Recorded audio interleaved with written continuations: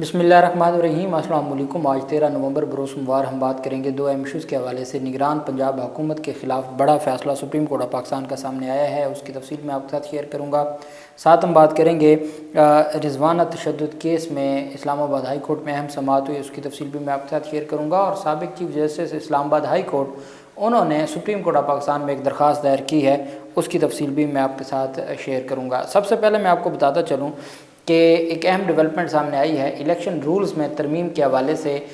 مختلف جماعتوں نے جو الیکشن رولز میں ترمیم کی گئی تھی الیکشن کمیشن کی جانب سے، اس کو چیلنج کیا تھا الیکشن کمیشن کے سامنے، اس میں آج عدالت میں سماعت ہوئی۔ مسلم لیگ نون اور پاکستان پیپلز پارٹی کے وکلاء الیکشن کمیشن کے سامنے پیش ہوئے۔ نیر حسین بخاری نے کہا کہ پارٹی کو اخراجات کے لیے 60 دن جبکہ امیدوار کو صرف 10 دن دیے ہیں۔ ممبران کمیشن نے کہا کہ آپ کے اعتراضات پڑھ لیتے ہیں، جن سے متفق نہ ہوئے ان کو بلا لیں گے۔ ممبر بابر حسن بھروانہ نے کہا کہ اگر سیاسی جماعتوں کے اجلاس میں بلائیں گے تو کوئی مسئلہ تو نہیں ہے۔ ڈی جی لا الیکشن کمیشن نے کہا کہ سیاسی جماعتوں کے ساتھ بیٹھنے میں کوئی ممانعت نہیں ہے۔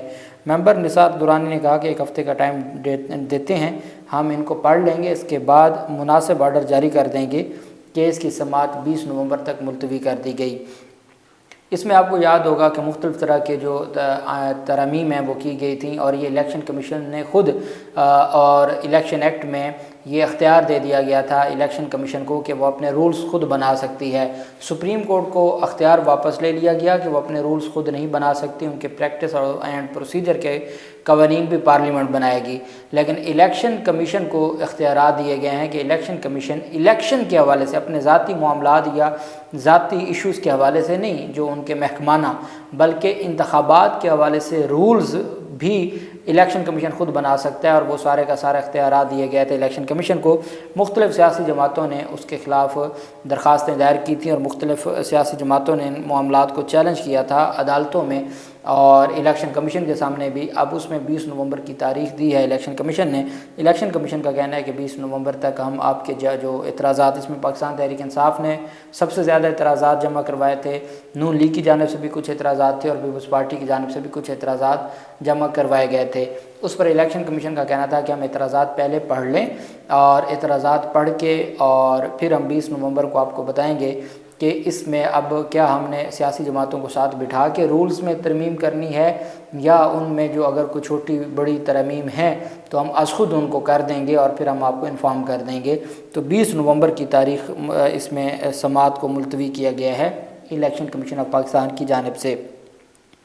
دوسری جانب جو اہم پیش رفت سامنے آئی ہے وہ ہے رضوانہ تشدد کیس۔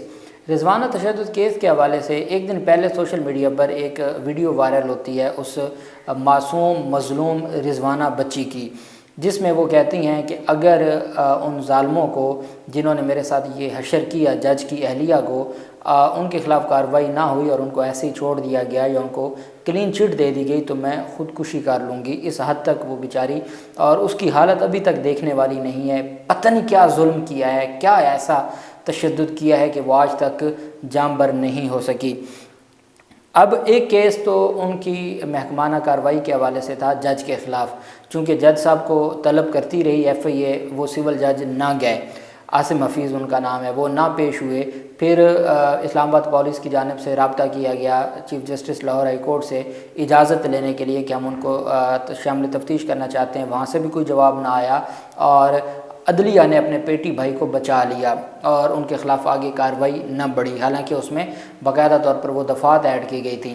اور جو وہ خاتون تھی رضوانہ تشدد کیس میں، اس کو جنہوں نے کوئی عمارتیں یا دیواروں پر کوئی توڑ پھوڑ کی ہے، ان کی تو 6 ماہ سے ضمانتیں نہیں ہوئیں، لیکن جنہوں نے ایک معصوم بچی کی، چونکہ وہ ایک عام لڑکی تھی، ایک ملازمہ تھی، اس پر تشدد کیا، اس کو ہماری عدالتوں نے اس خاتون کو، چونکہ وہ سول جج کی بیوی تھی، اس خاتون کو ضمانت پر رہا کر دیا ہوا ہے۔ یہ اسلام آباد ہائی کورٹ میں سول جج عاصم حفیظ کو نوکری سے برخاست کرنے کی درخواست اور چائلڈ لیبر روکنے کے معاملے پر چیف کمشنر اسلام آباد اور عدالتی معاونین سے دوبارہ تفصیلی جواب طلب کر لیے۔ اگر تو عامر فاروق نے کوئی کارروائی کرنی ہوتی تو وہ قانون کے مطابق کارروائی کو آگے بڑھاتے، لیکن چونکہ وہ بار بار جواب مانگ رہے ہیں، بار بار لنگر آن کر رہے ہیں، تو اس کا مطلب یہ ہے کہ ان کے خلاف کارروائی نہیں ہونی۔ بس یہ صرف جو میڈیا کو اور ہیومن رائٹس کی آرگنائزیشنز ہیں ان کو دکھانے کے لیے کہ ہم نے اپنے ہی سول جج کے خلاف کارروائی شروع کی ہوئی ہے۔ عامر فاروق صاحب نے سول جج عاصم حفیظ کی اہلیہ کے کم سن ملازمہ رضوانہ پر مبینہ تشدد کیس میں سول جج عاصم حفیظ کو نوکری سے برخاست کرنے اور چائلڈ لیبر روکنے کی درخواست پر سماعت کی۔ وزارت انسانی حقوق نے کیس سے متعلق طلب کی گئی رپورٹ عدالت میں جمع کروا دی۔ ڈپٹی اٹارنی جنرل نے عدالت کو آگاہ کیا کہ اس کیس میں چائلڈ لیبر ڈپارٹمنٹ اور وزارت قانون اور انسانی حقوق کو بھی نوٹس دیا گیا تھا۔ جسٹس عامر فاروق نے کہا کہ کم سن بچوں کو ملازمت پر رکھا جا رہا ہے۔ اسلام آباد کی حد تک چائلڈ لیبر کے معاملات کو دیکھنا ہے کہ اب تک کیا اقدامات ہوئے ہیں۔ ڈپٹی اٹارنی جنرل نے چائلڈ لیبر سے متعلق موجودہ قوانین کی کاپی عدالت میں جمع کروا دی۔ عامر فاروق نے استفسار کیا کہ ان قوانین پر عمل درآمد کروانا کس کا کام ہے۔ عدالت میں موجود وزارت قانون کے نمائندے نے جواب دیا کہ ان قوانین پر عمل درآمد کی ذمہ داری اسلام آباد چائلڈ لیبر ڈپارٹمنٹ کی ہے۔ عدالت میں چیف کمشنر اسلام آباد نے جواب جمع کروانے کے لیے عدالت سے مہلت کی استدعا کی۔ عدالت نے چیف کمشنر اور عدالتی معاونین کو جواب جمع کروانے کے لیے ایک اور موقع فراہم کرتے ہوئے دوبارہ تفصیلی جواب جمع کروانے کی ہدایت دے دی اور کیس کی سماعت 6 دسمبر تک ملتوی کر دی۔ اب جو جے آئی ٹی نے کام کرنا تھا وہ اپنا کام نہیں کر رہی۔ جے آئی ٹی کی جانب سے خاموشی ہے۔ اس خاتون کو عدالتوں نے ضمانت دے دی ہے، جو سول جج کی بیوی تھی اس کو ضمانت دے دی گئی ہے۔ اس کے علاوہ جو سول جج ہیں وہ ان کو نوکری سے ہٹایا تو نہیں دیا گیا، لیکن ان کو کہا گیا تھا کہ وہ ہائی کورٹ میں رپورٹ کریں، اور دوسری جانب ان کو کہا گیا تھا، نوٹس جاری کیے گئے تھے کہ آپ شامل تفتیش ہوں، لیکن سول جج آج تک شامل تفتیش نہیں ہوئے، اور ہماری عدلیہ کی جانب سے بھی اس سارے معاملے پر تعاون نہیں کیا گیا کہ ہماری جو سینئر عدلیہ ہے وہ اس معاملے پر ایکشن لیتی اور وہ سول جج کو کہتی کہ وہ جا کے شامل تفتیش ہوں، چونکہ اگر تو معاملہ صرف تشدد کی حد تک الزام عاصم حفیظ کی بیوی پر ہے، تو عاصم حفیظ جو جج ہیں جنہوں نے عوام کو ریلیف دینا ہے یا عوام کو انصاف دینا ہے، ان کے اپنے گھر چائلڈ لیبر قانون کی خلاف ورزیاں یا دھجیاں اڑائی جا رہی ہیں، اور ان کے گھر ایک بچی کو تشدد کا نشانہ، کوئی ایک دن تو یہ سارا تشدد نہیں ہوا کہ وہ آج تک بچی جاں بر نہ ہو سکی، تو یہ تو اس کا مطلب ہے کہ وہ تشدد ہوتا رہا، کئی مہینے ہوتا رہا، اور کیا جج صاحب کو پتہ نہیں تھا کہ ان کے گھر میں کیا ہو رہا ہے؟ تو یہ ساری چیزیں ہیں جو میں سمجھتا ہوں کہ ہمارے عدلیہ کی ذمہ داری بنتی ہے کہ وہ ان معاملات کو دیکھے۔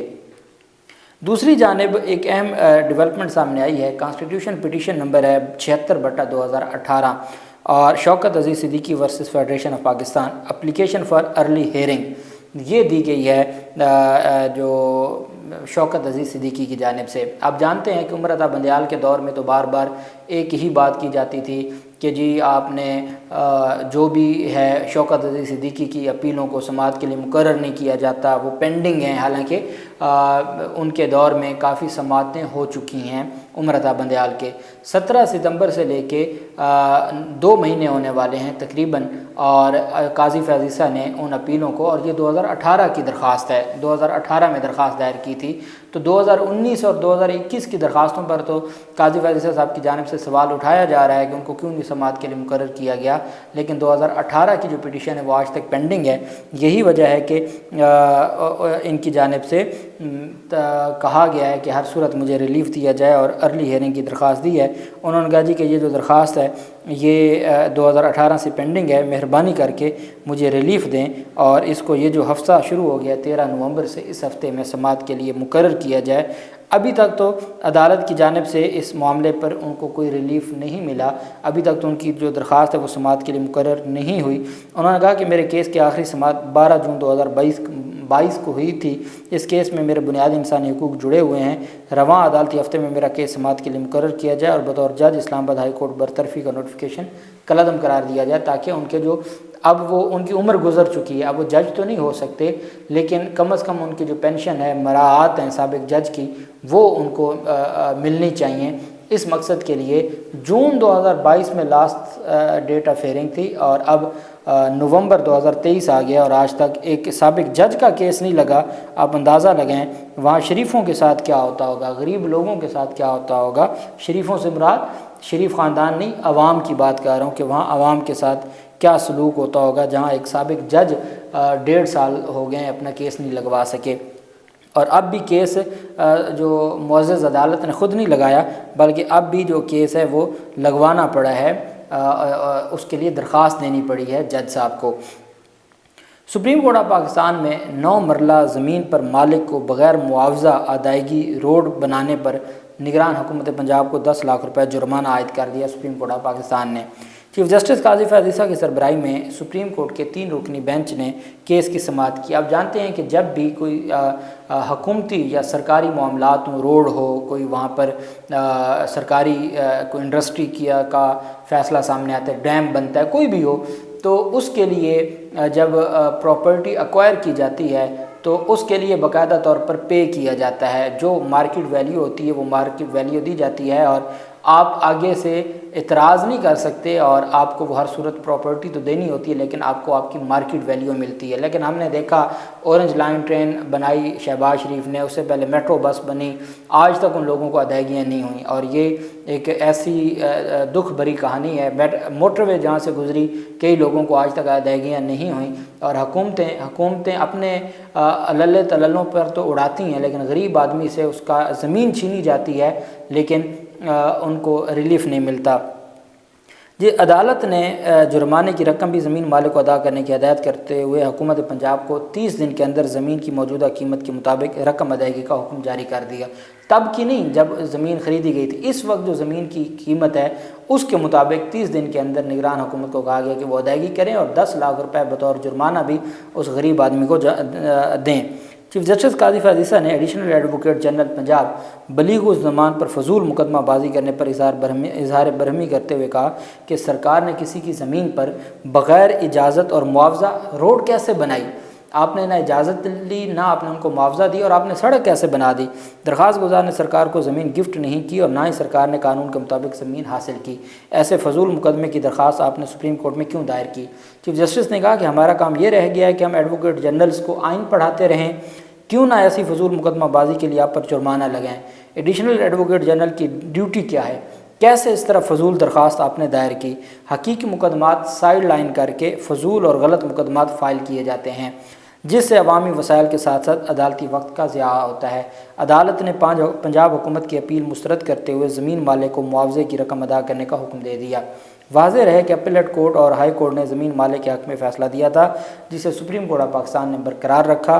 पंजाब हुकूमत ने गुजरांवाला में लियाकत अली नामी शहरी की ज़मीन पर 2007 में रोड बनाया था। आज तक 2007 से लेके आज तक उस गरीब को हक़ नहीं दिया।